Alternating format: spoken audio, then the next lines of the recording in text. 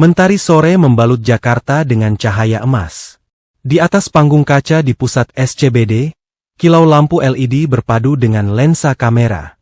Aira Mahesa, 22 tahun, rising star dunia modeling, wajahnya banyak terpampang di billboard dan FYP TikTok, melangkah penuh percaya diri dalam balutan gaun emas dari desainer lokal. Sekilas, hidupnya tampak sempurna. Tapi hidup Aira bukan sekedar panggung dan endorsement. Ia menyimpan banyak rahasia, dan salah satunya sangat berbahaya. Di sisi lain kota, di gedung DPR yang dingin dan penuh intrik, Adrian Sastrowinoto, 60 tahun, politikus senior dengan reputasi keras kepala dan vokal soal anti korupsi, baru saja menutup pidato yang menggegerkan berupa penyerangan proyek infrastruktur senilai triliunan yang ia sebut sebagai jebakan oligarki. Suasana di ruang sidang mendadak tegang. Wartawan sibuk mencatat, sementara kamera TV nasional menyorot wajah para anggota dewan. Di barisan belakang, seorang pria dewasa berkacamata, berjas rapi, duduk dengan tenang, matanya tajam, senyumnya tipis. Nama pria itu, Dimas Mahendra. Dimas adalah rival politik Adrian sejak mereka masih di kampus UI. Dulu mereka satu organisasi, tapi sekarang mereka bagaikan dua kutub yang berlawanan. Dimas tenang di luar, tapi dendamnya sudah lama menyala. Kembali ke Aira. Di balik senyum dan gaya hidup glamornya, ia sedang gelisah. Bukan soal karir, tapi tentang seseorang. Seseorang yang tak boleh ia cintai, yaitu Adrian. Ya, mereka punya hubungan. Bukan sekadar kenalakan tetapi dekat, bahkan terlalu dekat. Segalanya dimulai dari sebuah DM Instagram 3 bulan lalu. Dan hidup mereka tak akan pernah sama lagi setelahnya. Di atas ketuak, langkah Aira semakin mantap. Tapi dalam pikirannya, terlintas wajah Adrian. Bukan sekadar wajah, tapi sorot matanya saat mereka bertemu diam-diam di ruang baca tua, di gedung tua DPR, tempat mereka bersembunyi dari dunia. Aira menggigit bibir, bukan karena lipstiknya nyaris luntur, tapi karena rasa takut yang tak pernah hilang. Sementara itu, Adrian duduk sendirian di ruang kerjanya yang sunyi. Jendela tinggi menghadap Monas, tapi pikirannya tak ke arah situ. Ia membaca ulang pesan terakhir dari Aira, kita harus lebih hati-hati. Aku rasa seseorang mengikuti aku semalam. Adrian mengetik balasan tapi tak pernah mengirimkannya. Pintu ruangannya diketuk. Masuk sekretarisnya, Mira, seorang perempuan cekatan, ia tahu banyak. Tapi sedikit bicara. Pak Dimas tadi cari Bapak. Tadi dia bilang soal revisi RUU Media Digital. Katanya singkat. Adrian mengangguk, pura-pura biasa. Tapi jantungnya berdetak sedikit lebih cepat. Dimas Mahendra, sosok yang dulu ia anggap saudara seperjuangan. Sekarang seperti siluman yang licin, tak tersentuh, dan menyimpan sesuatu yang tidak bisa Adrian baca. Dimas muncul 5 menit kemudian, membawa map kuning dan senyum. Bro, kita udah tua, tapi masih perang soal pasal ya? Adrian menatap pria itu lama. Perang ide itu bagus. Tapi kalau perang karakter, bahaya.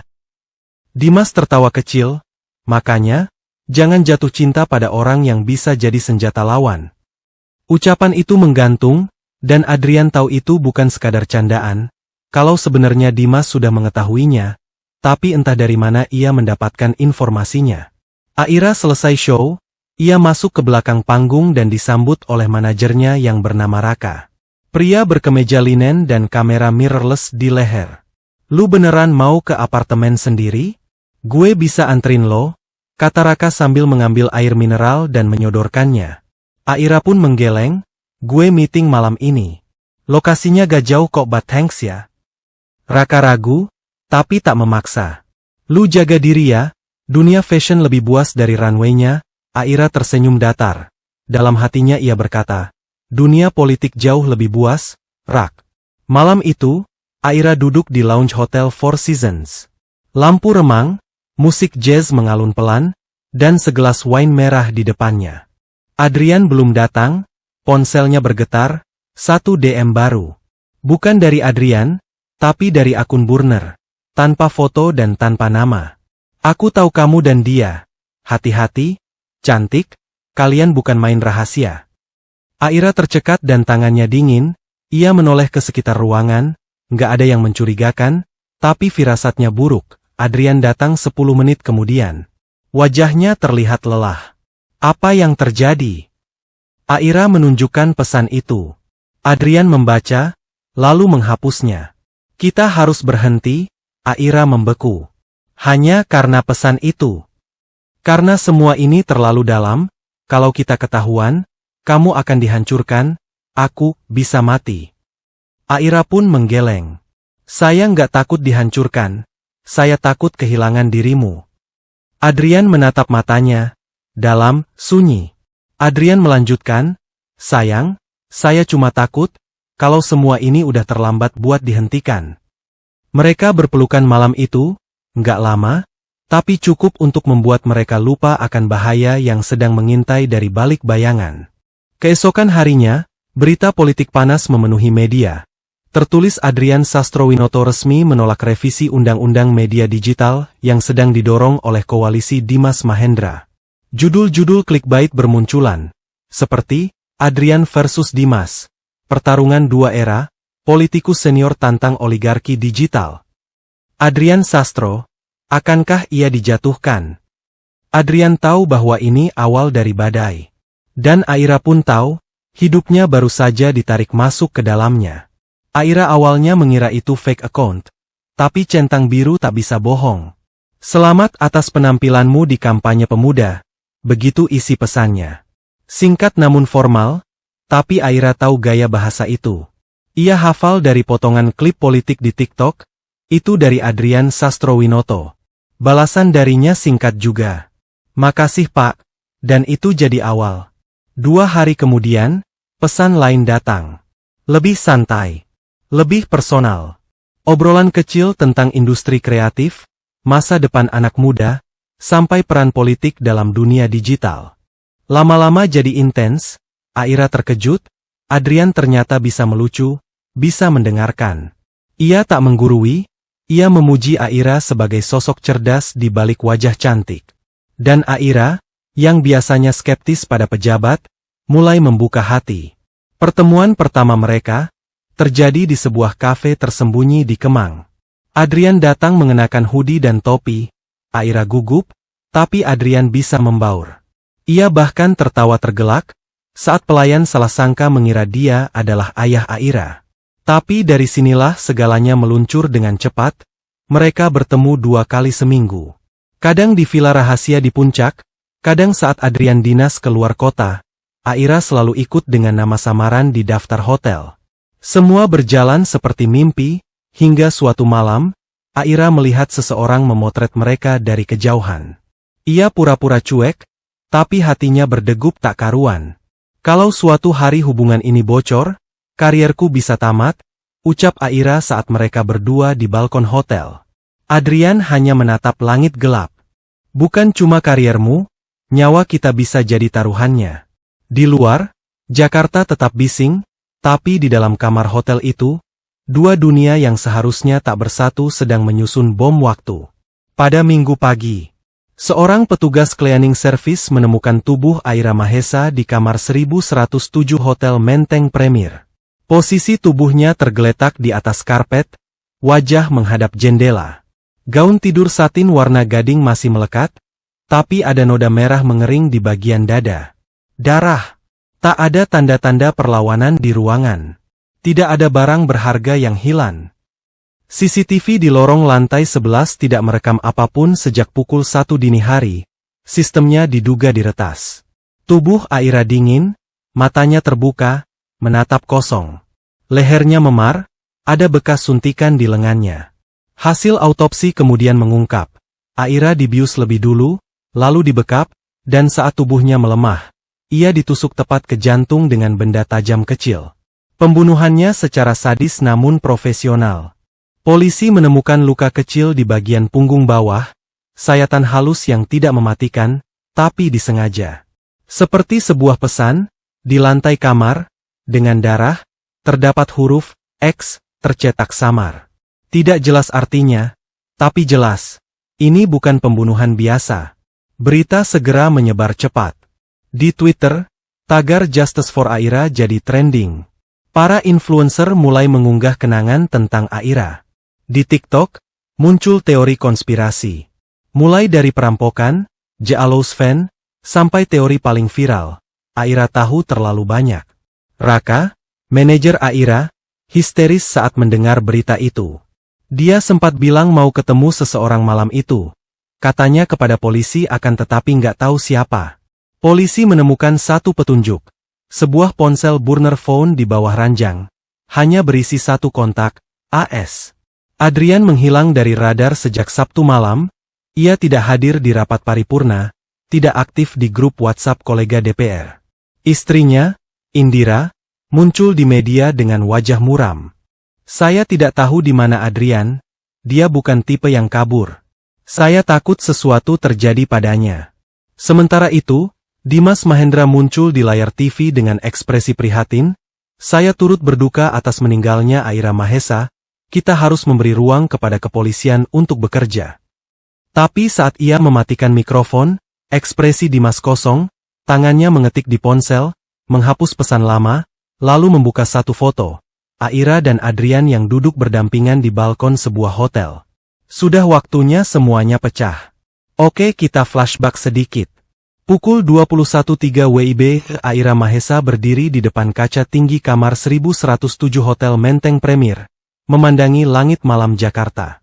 Suara gemuruh kota teredam oleh kaca ganda, tapi tetap menyusup ke kesadarannya seperti bisikan tak sabar. Di meja kecil, ada segelas wine yang belum disentuh. Di sofa, trench coat putih tergantung rapi. Ia hanya mengenakan gaun satin warna pucat, lehernya terbuka. Di bawah kulitnya, jantung berdetak cepat. Ia mengetik pesan, "Kamu yakin aman?" Tidak ada balasan, ia mengetik lagi ke kontak tanpa nama. "Saya di kamar, alone, no Adrian." Beberapa detik, masih sunyi, ia menggenggam burner phone itu lebih erat, lalu menaruhnya di balik bra seperti biasa. Langkahnya kecil menuju pintu. Ia mengunci ulang, lalu mengecek tirai, mematikan sebagian lampu. Nalurinya menjerit, ini bukan kencan biasa, ini terasa seperti persimpangan. 20 menit sebelumnya, Aira menerima voice note dari Adrian. Suaranya tergesa, seperti di tengah jalan.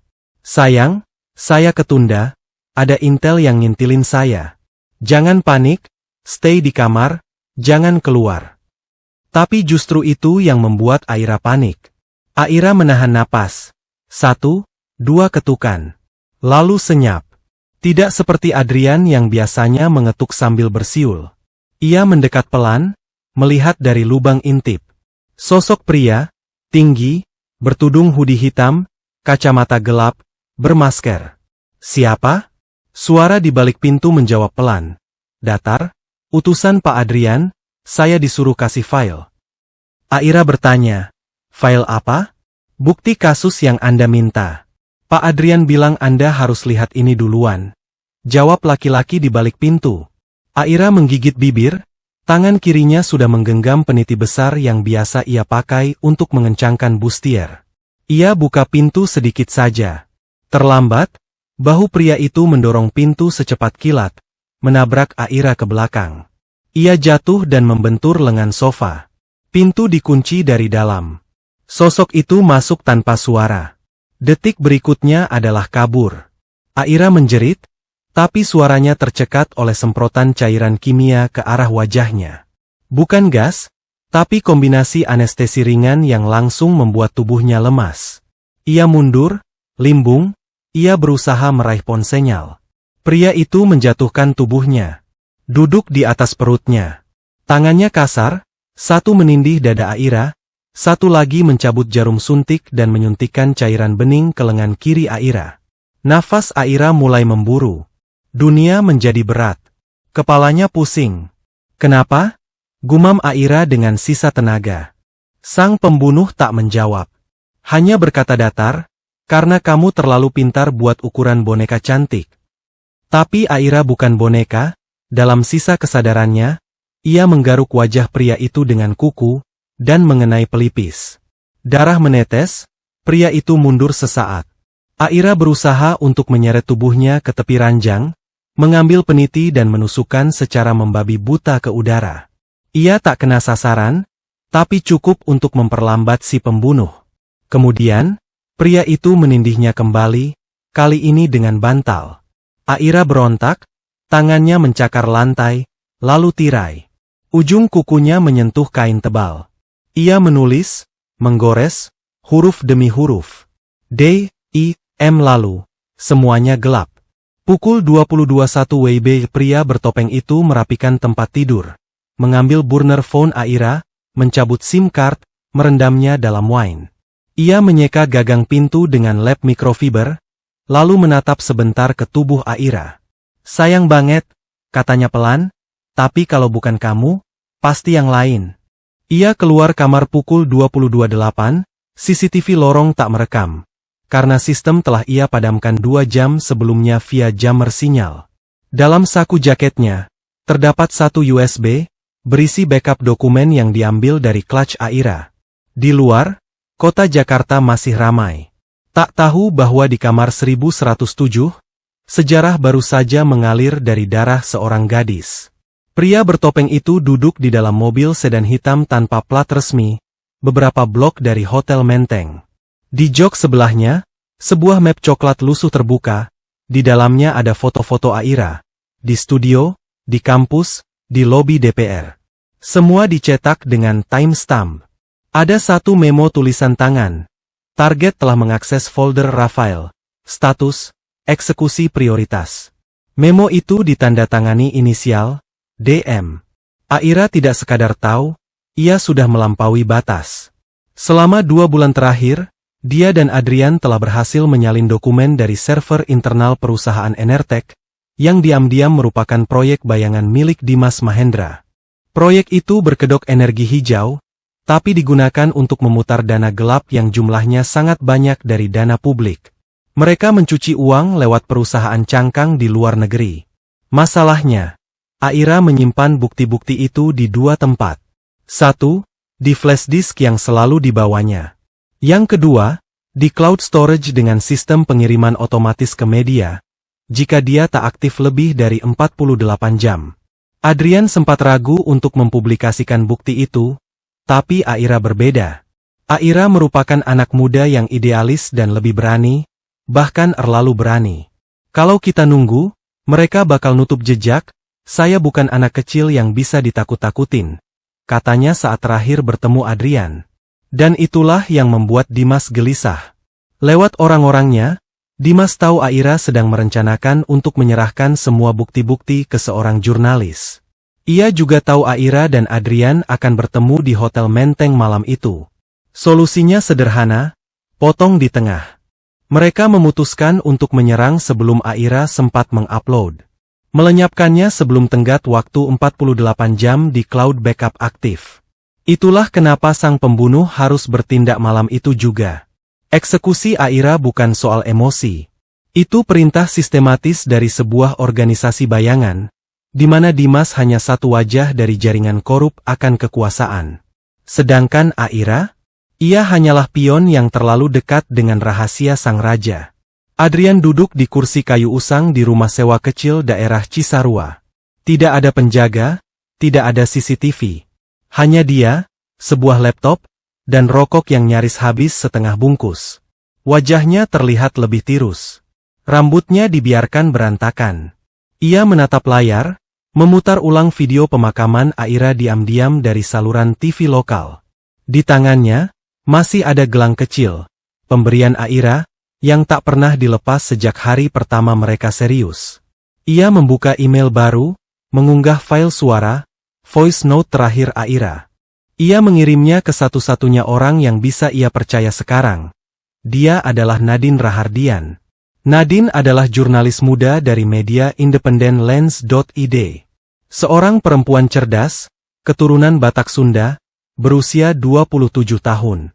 Ia terkenal karena berhasil membongkar kasus korupsi di Dinas Pendidikan 2 tahun lalu. Kini, dia sedang memantau tagar Justice for Aira. Saat voice note itu mendarat di inboxnya, Nadine membeku. Kalau gue kenapa-kenapa, Jangan percaya berita pertama. Ada yang mau nutupin sesuatu dari dalam DPR. Dia tahu gue deket sama Adrian. Tapi yang lebih bahaya, gue tahu tentang dana hantu. Nama Dimas ada di situ. Jangan diam.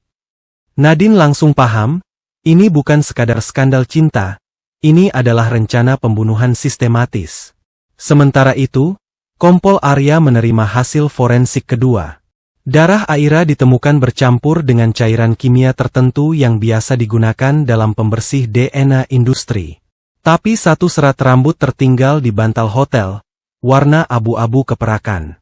Bukan dari Aira, juga bukan dari Adrian. Dan dari analisis sidik jari samar yang terdapat di gagang pintu kamar hotel, satu lagi kecocokan muncul dalam database. Reno Suganda, ex-Kopassus yang pernah bekerja sebagai bodyguard swasta untuk sejumlah tokoh politik. Nama terakhir Reno tercatat pernah bekerja untuk Dimas Mahendra. Di sisi lain kota, tekanan publik semakin liar. TikTok dipenuhi dengan teori konspirasi. ThreadX, Twitter, Merjalila. Kenapa CCTV hotel bisa mati pas malam kejadian? Adrian hilang sama dengan Guilty? Or hiding from something worse. Siapa pembunuh Aira? Tanda-tandanya ke orang dalam. Media arus utama masih berhati-hati, tapi akun-akun rakyat jelata justru menggiring opini lebih keras. Nama Dimas pun mulai terseret, akunnya dibanjiri komentar. Banyak yang mempertanyakan kemunculannya yang terlalu bersih. Adrian akhirnya memutuskan untuk menghubungi Nadine secara langsung. Mereka bertemu di sebuah warung pinggir jalan di Cibodas. Nadine kaget melihat kondisi Adrian. Saya tidak membunuh Aira, kata Adrian langsung. Saya tahu, jawab Nadine cepat. Tapi publik nggak bakal percaya kalau cuma dari kata-kata Bapak. Adrian menggeser satu flashdisk kecil di atas meja. Ini semua data tentang proyek fiktif yang pernah saya dan Aira kumpulin. Kalau ini sampai viral, Dimas akan menyerang lebih keras lagi. Tapi kalau saya diam, Aira akan mati sia-sia. Nadine memegang flashdisk itu seperti bom waktu.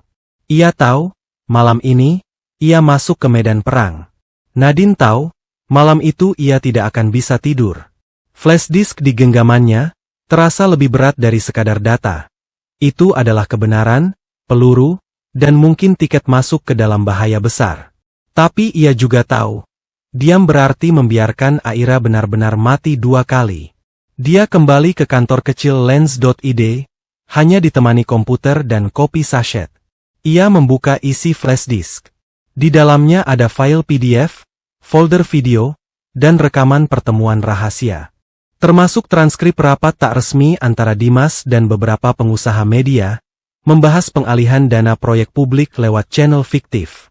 Ada nama Aira di catatan tangan, dengan tanda panah ke kata, risiko bocor. Nadine menelan ludah, ini bukan cuma urusan politik, ini urusan hidup dan mati. Ia mulai menyusun artikel investigatif, merangkai kronologi, menyamakan tanggal, dan mencocokkan alibi. Sementara itu, ia juga mengirim salinan terenkripsi ke 2 jurnalis senior yang ia percaya. Kalau aku hilang, naikkan ini semua, tulisnya lagi. Sementara itu, Dimas Mahendra duduk di ruangan kantor pribadinya, memantau perkembangan media daring. Ia tahu ada yang bergerak, salah satu stafnya datang dengan wajah pucat. Pak, ada yang nyebarin potongan transkrip rapat kita. Akunnya belum jelas, tapi pakai tagar Aira Viles. Dimas segera berdiri. Take them down. Sekarang juga. Ktifkan Tim Shadow. Cari siapa jurnalisnya. Perintahnya tegas. Malam itu, rumah Nadine dilempari batu. Pagi harinya, laptop redaksi Lens.id diretas. Namun backupnya masih aman, ia menulis tweet panjang. Aira Mahesa tidak mati karena cinta, ia mati karena tahu terlalu banyak. Saya akan bongkar semuanya malam ini. #JusticeForAira #Airafiles. Ribuan retweet dalam sejam. Nadine langsung dijadikan narasumber oleh podcast-podcast populer. Nama Dimas mulai dipertanyakan secara terbuka. Matahari belum sepenuhnya naik ketika notifikasi di ponsel jurnalis, politikus, dan warganet se-Indonesia meledak bersamaan. Breaking news. Adrian Sastrowinoto muncul di depan publik setelah 10 hari menghilang. Nadine berdiri di samping Adrian, di depan lensa kamera Lens.id. Rambut Adrian disisir rapi, ia mengenakan jas gelap sederhana, tapi matanya tak bisa menyembunyikan luka batin. Ia mengangguk pelan, lalu berbicara ke mikrofon. Nama saya Adrian Sastrowinoto. Saya bukan pelarian. Saya adalah saksi hidup pembunuhan Aira Mahesa. Bong!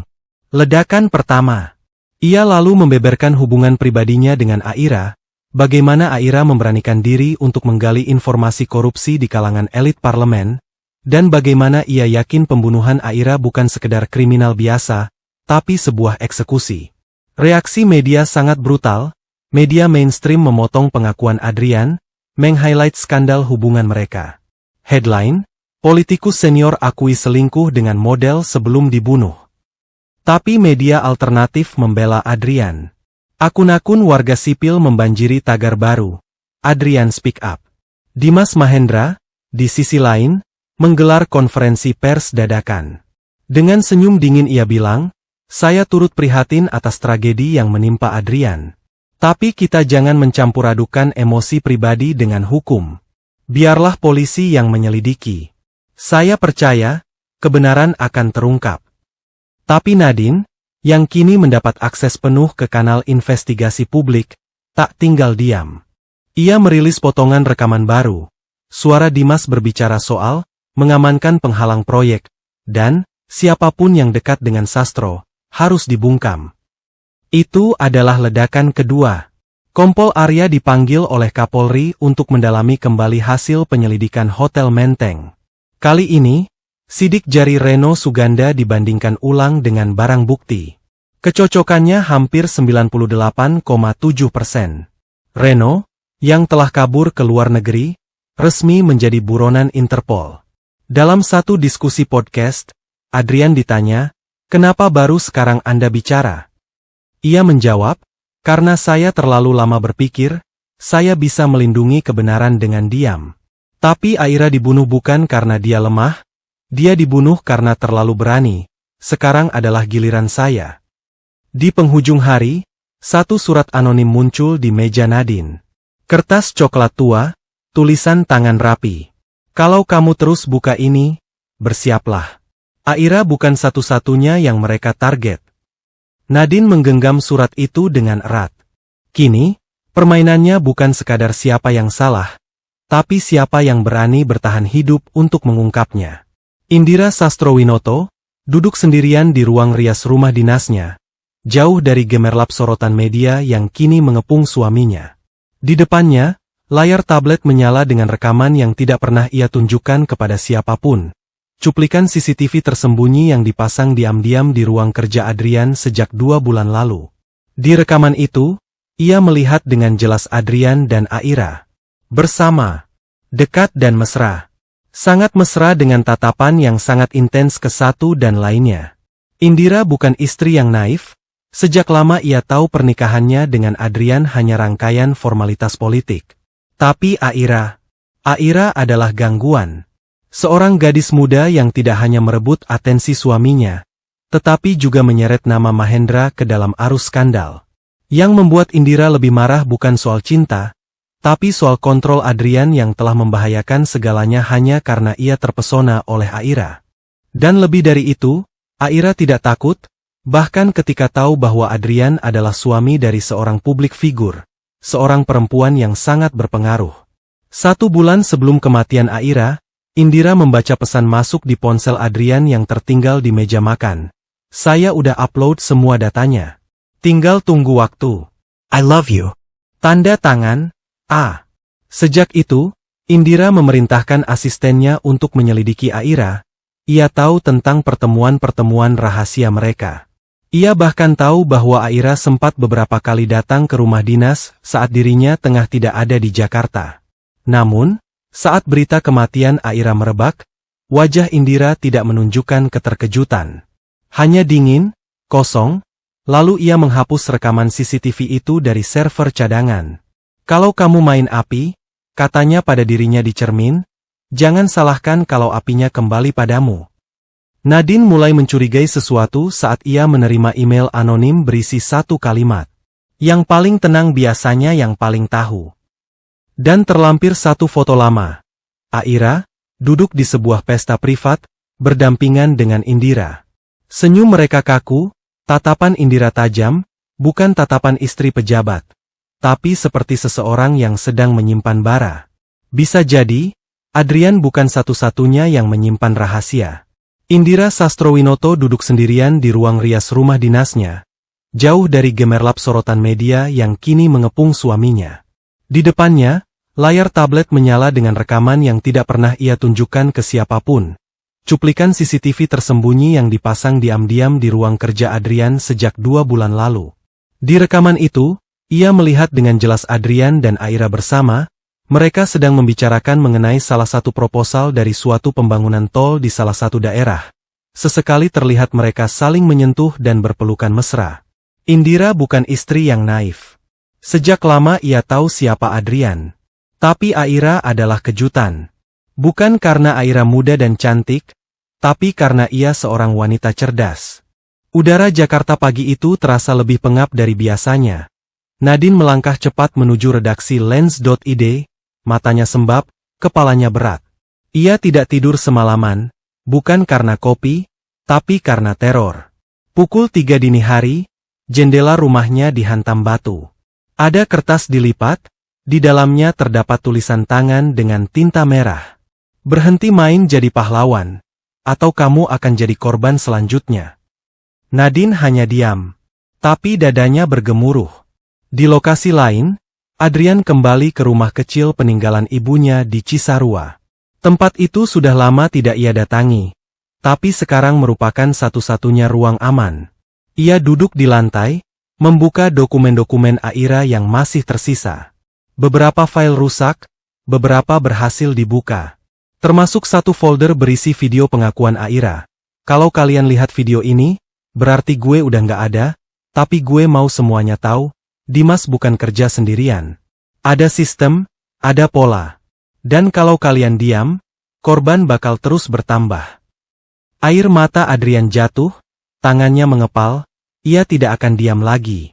Kembali ke Jakarta, Nadine akhirnya memberanikan diri melapor ke Kompol Arya, menyodorkan bukti baru, berupa voice note, metadata email Aira, dan satu laporan transaksi mencurigakan yang ditandatangani oleh Indira Sastrowinoto. Arya terdiam, ini baru, gumamnya, kita bisa buka penyelidikan baru. Sementara itu, di balik pagar tinggi rumah dinas Mahendra, 2 sosok diam dalam ruangan gelap. Dimas, dengan dasi longgar, menatap istrinya. Raras menyilangkan kaki, wajahnya tanpa ekspresi. Dia nggak akan berhenti, kata Dimas. Siapa? Nadine? Tanya Raras lagi. Adrian? Dan cewek itu, balas Dimas. Raras menyesap tehnya, berarti kamu harus siap kehilangan segalanya. Atau, ambil langkah terakhir. Dimas menoleh, maksud kamu apa? Raras hanya tersenyum tipis. Kamu bukan satu-satunya yang bisa bikin orang menghilang. Nadine yang akhirnya bersuara di podcast Investigasi Nasional. Suaranya serak, tapi jelas, ini bukan soal siapa tidur dengan siapa. Ini soal siapa yang pakai kekuasaan buat membungkam, dan saya nggak akan diam. Aira Files mendadak trending kembali. Dan untuk pertama kalinya, publik mulai bertanya, apakah Indira juga punya darah di tangannya? Langkah Nadine semakin pelan, ketika ia menyadari laptopnya mulai terasa aneh. Pointer bergerak sendiri, filenya hilang satu-satu, lalu layar membeku. Ia panik, mencoba matikan dengan paksa, tapi terlambat. Layarnya berganti menjadi hitam, dan muncul satu kalimat. Peringatan terakhir. Kami tahu kamu. Dan kami lebih dulu. Ia menghela napas panjang. Perang siber telah dimulai. Di waktu yang hampir bersamaan, Adrian sedang dalam perjalanan kembali ke Jakarta. Ia tidak tahu mobil yang ia pakai ternyata telah dipasang alat pelacak. Di belakangnya, sebuah motor dengan plat palsu mengikutinya sejak di Cibubur. Tapi Adrian punya firasat, ia tidak ambil jalur utama, malah belok ke jalur lama dekat stasiun LRT yang belum jadi. Dan benar, Motor itu berputar arah, gagal. Di rest area, ia membuka tas dan menemukan sesuatu yang bukan miliknya. Satu kotak kayu kecil, di dalamnya ada foto Aira, dengan coretan tinta merah silang besar, dan di bawahnya foto Nadine. Kembali ke kantor polisi, Kompol Arya mendapat memo dari atasannya untuk mendinginkan kasus Aira Mahesa. Memo itu tidak ditandatangani, hanya ada lambang instansi. Arya menatap memo itu lama, lalu ia membakarnya. Ia menelpon Nadine, hati-hati, bukan cuma orang, institusi pun mulai goyah. Pada saat tengah malam, sebuah email anonim masuk ke akun lens.id, berisi foto-foto Adrian saat masih mahasiswa. Salah satunya, ia bersama seorang pria tak dikenal. Pria itu mengenakan hoodie oranye, wajah separuh tertutup. Nama file. Raphael_BD01.jpg. Adrian melihatnya, wajahnya langsung menegang. Itu Rio, bisiknya. Gue pikir dia udah mati. Nadine menoleh cepat. Siapa dia? Orang yang dulu pernah gue bantu keluar dari kasus suap di kampus, tapi dia terus menghilang. Dan kalau dia muncul sekarang, berarti ada yang bangun sesuatu dari masa lalu gue. Indira berdiri di depan jendela rumah dinas, menelepon seseorang. Aktivasi saja, jangan bikin lama. Dan jangan dibunuh. Kalau bisa, Nadine duluan, Adrian belakangan, biar sakitnya berlapis. Suaranya tenang, seperti ia sedang memesan makan malam. Dengan satu ponsel burner di tangan orang tak dikenal. Ia menatap foto Nadine di layar, lalu bicara pelan, target lock, tunggu aba-aba. Gelombang baru telah dimulai. Pukul 6.12 WIB mobil tua milik Adrian tiba di tempat yang disepakati bersama Nadine. Basement parkiran kantor hukum tempat mereka biasa rapat diam-diam. Tapi saat ia keluar dari mobil, ruangan gelap, sunyi dan Nadine tak ada di sana. Ia menghubungi ponselnya. Tidak aktif, lalu ia kirim pesan ke grup sandi mereka, hanya centang 1. 3 jam kemudian, Adrian menerima video pendek dari nomor tak dikenal. Dalam rekaman itu, terlihat Nadine duduk di kursi, tangannya terikat, mulut disumpal.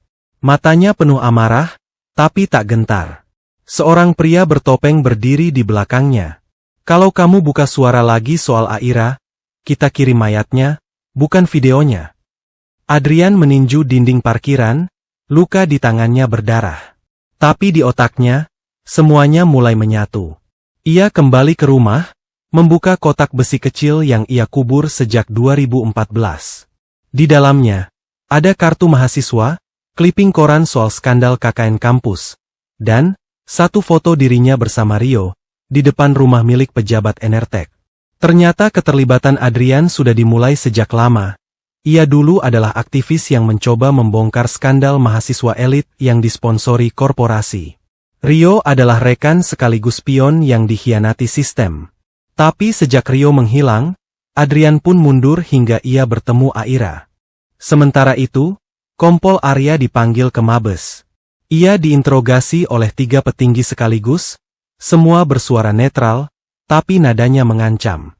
Kamu terlalu aktif di kasus ini, Kompol. Kita sedang menjaga stabilitas. Jangan jadi pahlawan di tengah badai politik. Arya hanya menjawab pelan, yang saya jaga cuma satu, nyawa yang belum mendapatkan keadilan. Di tempat rahasia, Nadine mulai menyusun pola dari suara-suara. Ia menghafal langkah-langkah penculiknya, waktu makan, waktu suara genangan. Ia sadar, mereka tidak akan membunuhnya dalam waktu dekat ini. Mereka butuh kontrol. Dan saat salah satu penjaga lalai, ia berhasil menggeser potongan paku dari dinding kayu tempat ia ditahan. Disembunyikan di balik ikatan. Hari berikutnya, ia bersiap untuk kabur. Adrian membuka satu file di laptopnya, hasil scan peta properti milik Enertek di luar kota. Salah satunya cocok dengan bunyi latar belakang video Nadine. Ia berbisik, saya datang. Dan untuk pertama kalinya, Adrian siap bertempur. Malam itu hujan deras. Jalanan tanah di sisi kompleks properti Enertek penuh lumpur dan sunyi. Adrian menyusup masuk, lewat pagar belakang, hanya berbekal peta, senter kecil, dan kemarahan. Di dalam bangunan semi-abandon, Nadine masih diikat. Tapi malam ini ia telah siap.